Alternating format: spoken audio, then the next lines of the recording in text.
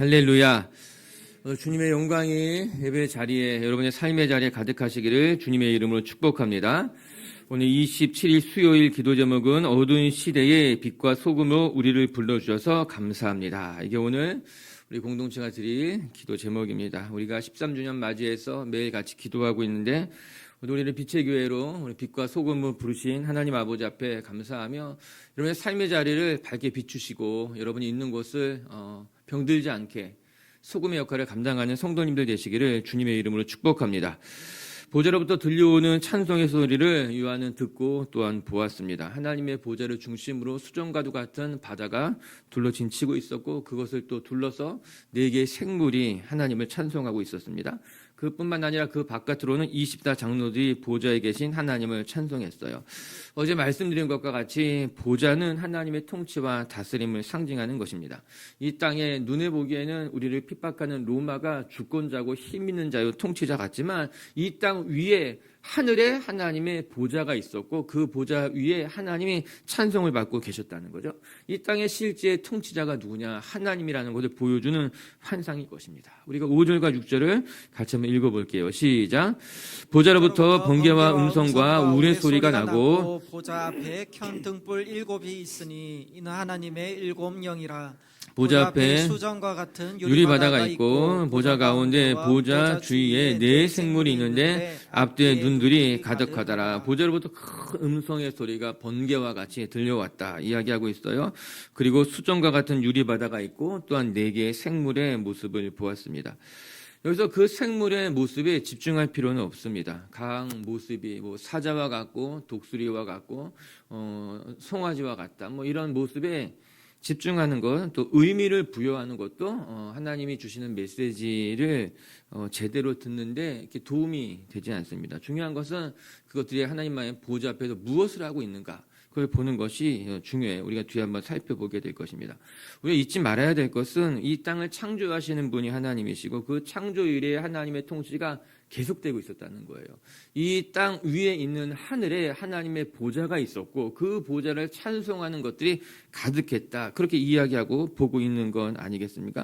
하나님은 하나님의 뜻대로 이 세상을 창조하고 지금도 여전히 다스리고 계십니다. 지금 내 눈에 보기에는 핍박과 환난, 여러 가지 시련들이 우리의 삶을 옥죄는 것 같아서 답답하기도 하고 이해가 되지 않는 것 같지만, 그럼에도 불구하고 여전히 우리의 삶을 붙들고 계신 것은 하나님이라고 하는 거예요.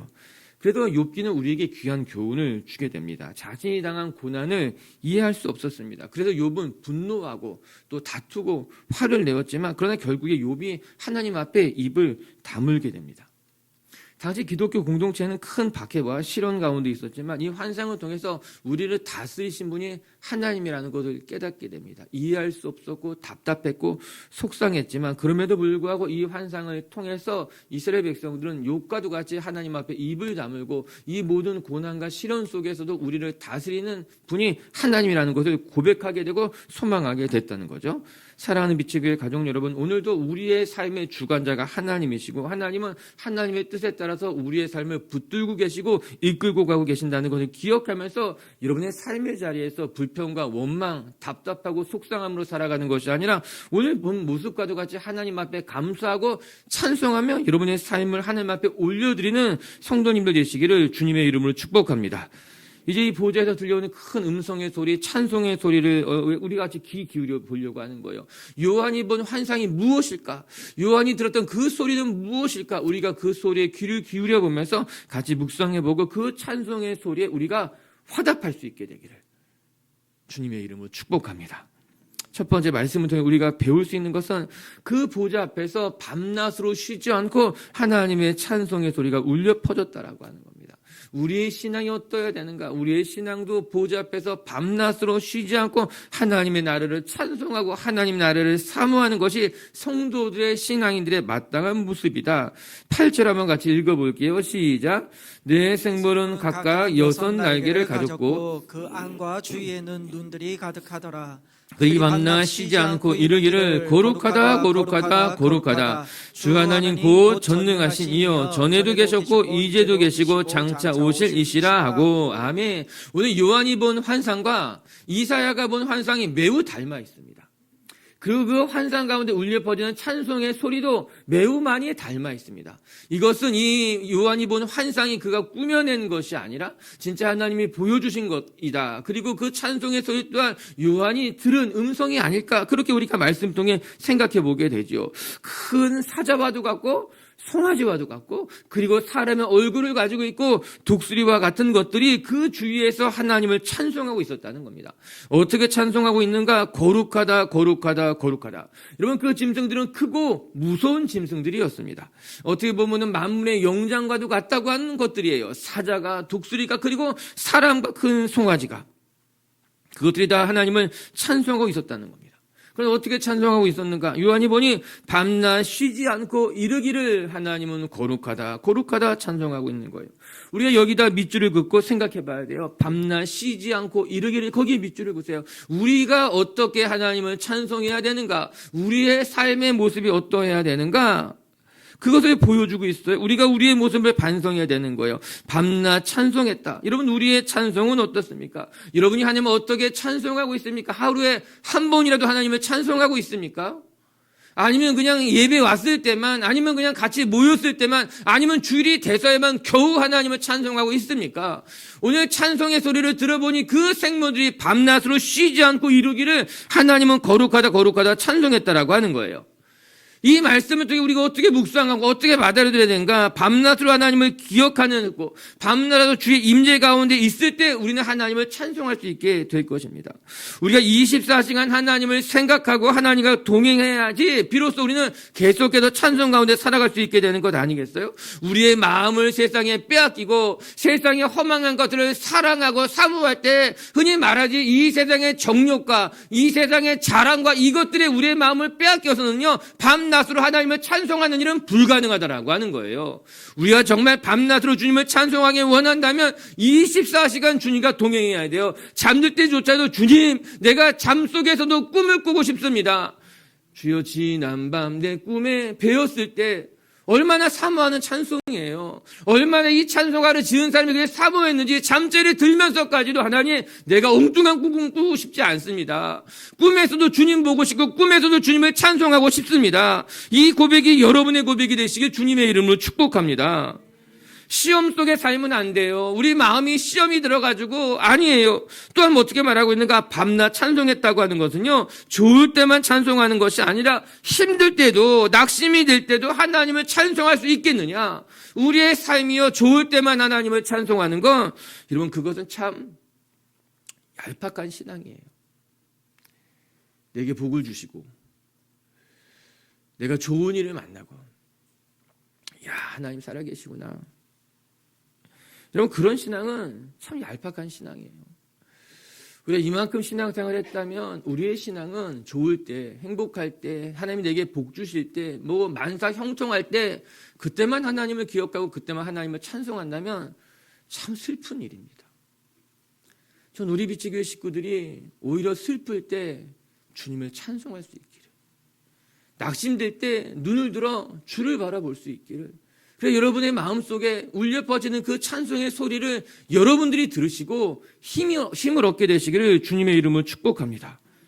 여러분, 우리가 즐겨 부를 찬송, 밤낮으로 주를 노래하는 것, 오늘도 이 예배당을 나가면서 여러분의 입술에 찬송이 생기고 오늘 하루 종일 주님을 거룩하다, 거룩하다 노래할 수 있다면 그것이 우리가 받은 가장 큰 축복인 줄로 믿습니다.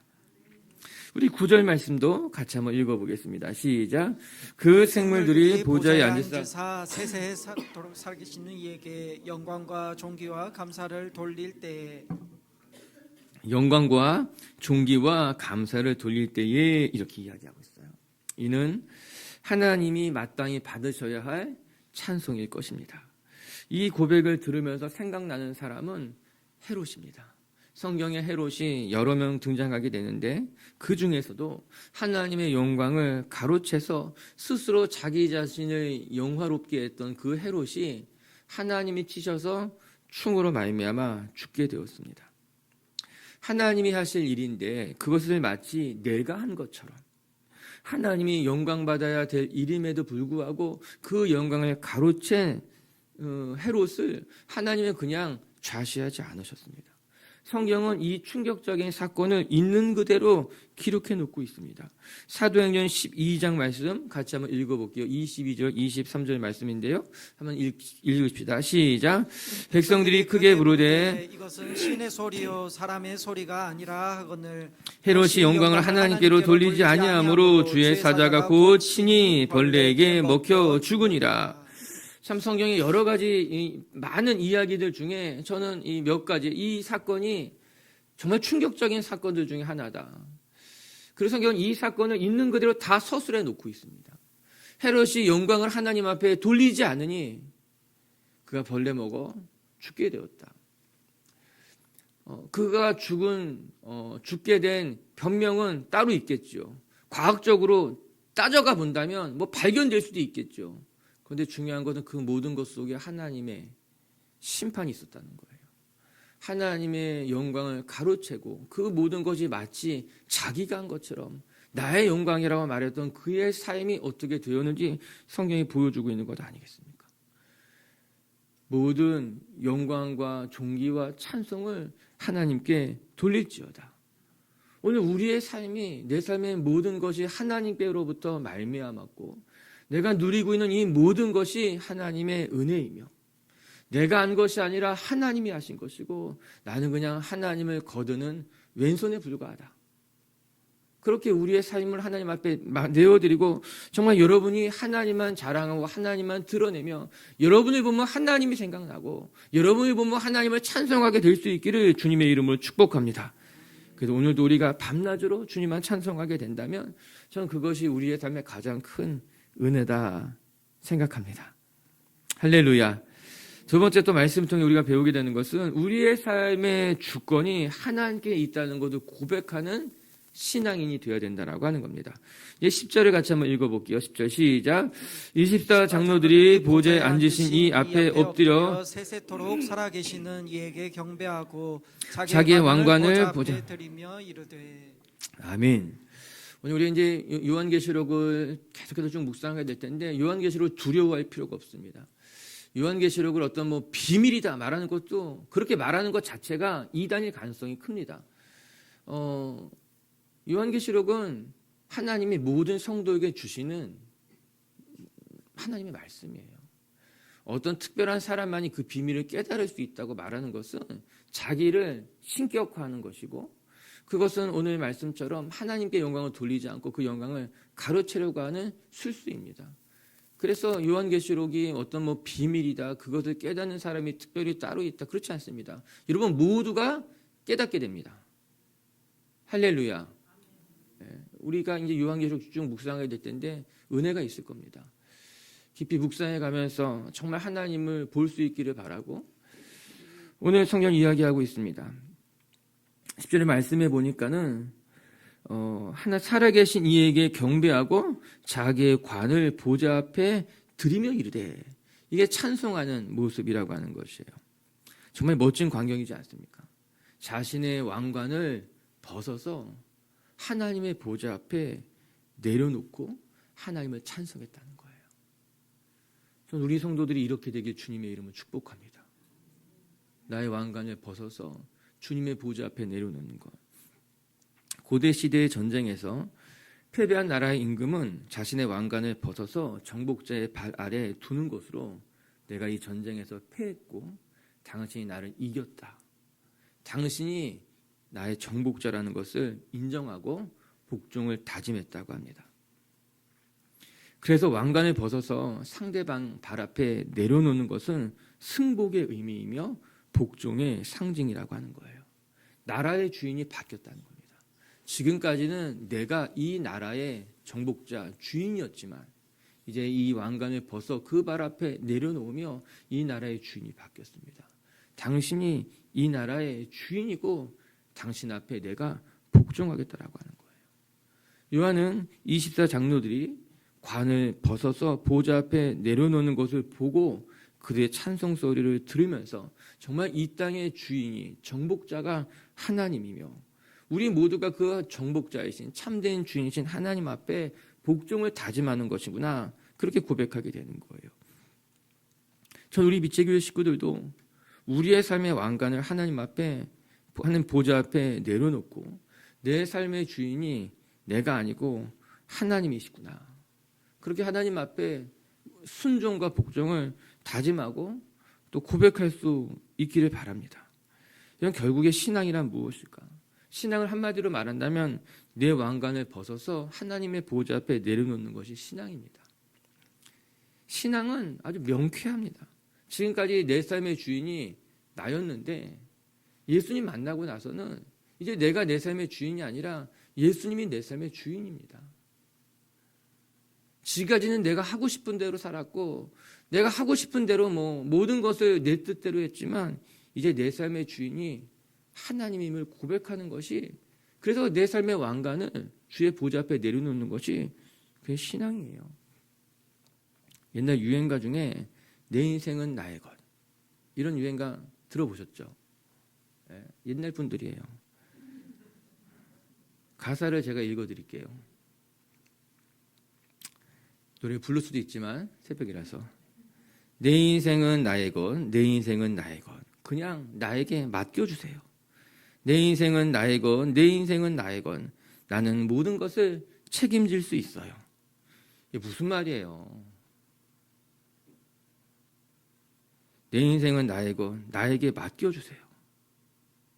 내 인생은 나의 것, 나는 모든 것을 책임질 수 있어요. 여러분, 뭘 다 책임질 수 있다고 그렇게 말하는지 진짜 책임질 수 있겠어? 물어보고 싶어요. 책임질 수 있겠어, 진짜? 다 맡겨달라고? 그럼 없이 할 수 있겠어? 물어보고 싶어요. 여러분 진짜 그래요? 여러분 책임질 수 있어요? 여러분들 맡기면 다 할 수 있어요? 이것처럼 어리석고 이것처럼 교만한 게 어디 있습니까? 우리 인생은 내가 책임질 수 없습니다. 내게 다 맡겨주신다고 해서 나 혼자 감당할 수 있는 것도 아닙니다. 아니, 근본적으로는 내 인생은 나의 것이 아니에요. 우리는 청지기일 뿐이에요. 하나님이 내게 주신 시간 속에, 내게 허락하신 삶이라는 시간 속에 우리는 청지기일 뿐이에요. 우리는 그 시간이 60년이 됐던 80년이 됐던 100년이 됐던 그냥 내게 맡겨준 시간을 잘 살다가 주님 곁에 가는 거예요. 그게 청지기의 삶이고 이 땅에서 살아가는 성도의 모습인 거예요. 오늘도 우리의 삶의 왕관을 주님의 발 앞에 내려놓으며 내 삶의 모든 것이 하나님께로부터 왔고 하나님의 것이고 하나님을 위해 살아갑니다. 그렇게 정말 하나님 앞에 순종과 복종을 다짐하는 하루가 되시기를 주님의 이름으로 축복합니다. 우리 11절도 마저 읽고 마치겠습니다. 11절입니다. 시작. 우리 주 하나님이여, 영광과 존귀와 권능을 받으시는 것이 합당하오니 주께서 만물을 지으신지라. 만물이 주의 뜻대로 있었고 또 지으심을 받았나이다 하더라. 아멘. 맨 밑줄에 보게 되면은 주께서 만물을 지으신지라, 만물이, 이제부터 줄을 그으세요. 만물이 주의 뜻대로 있었고 또 지으심을 받았나이다. 밑줄을 그으세요. 이게 또 고백입니다. 찬송입니다. 어떻게 찬송했는가?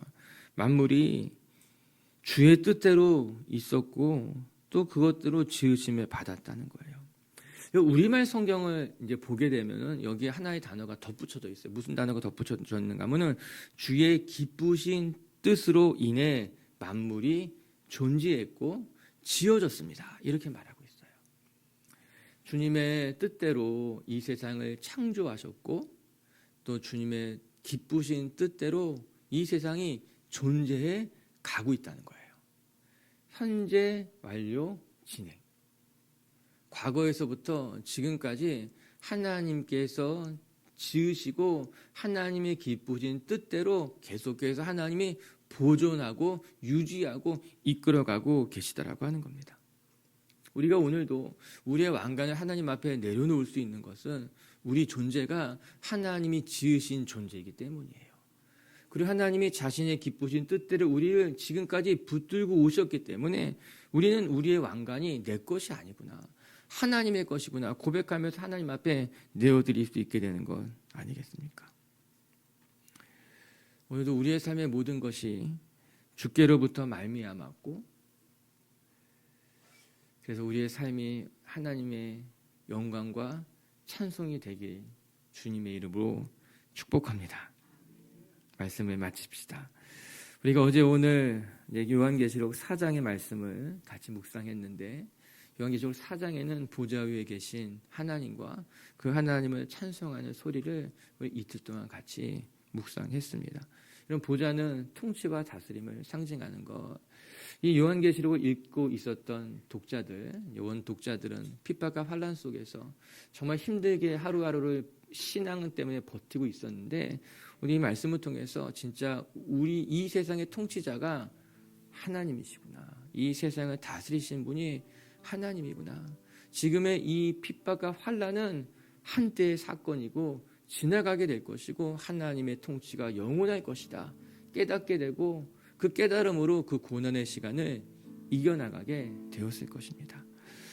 오늘도 우리의 삶에 이해되지 않는 시련이 있을 수 있고, 또 다 이해할 수 없는 고난과 또 핍박이 있다 할지라도, 여러분, 그 고난과 핍박이 우리를 어찌할 수 없습니다. 우리는 하나님이 지으신 존재고 이 땅의 주인이 하나님이신 것을 기억하면서 여러분의 삶을 또 고난과 환난이 와도 좀 넉넉하게 바라보시고 승리해 나갈 수 있는 성도님들이 되시기를 주의 이름으로 축복합니다. 첫 번째, 오늘 그 보좌에서 들려오는 찬송을 통해 배우는 것, 우리도 밤낮으로 쉬지 않고 하나님을 찬송하는 신앙인이 되어야 된다라고 하는 거예요. 오늘도 24시간 아침에 깨어날 때도, 또 밤에 잠자리에 들 때도, 길을 걸어갈 때도, 일을 할 때도 주님을 찬송하며 노래할 수 있는 하루가 되시기를 주님의 이름으로 축복합니다. 그리고 자신의 왕관을 주의 보좌 앞에 내려놓는 것을 본 것처럼 우리 빛의교회 식구들도 내 삶의 왕관을 주님의 보좌 앞에 내려놓으며 당신이 내 삶의 주인이십니다, 나의 입술, 내가 하는 말, 내가 하는 생각, 내 삶의 모든 시간이 당신의 것입니다 고백하며 좀 하나님 앞에 순종과 복종을 다짐하는 성도님들 되시기를 주의 이름으로 축원합니다. 같이 기도합시다.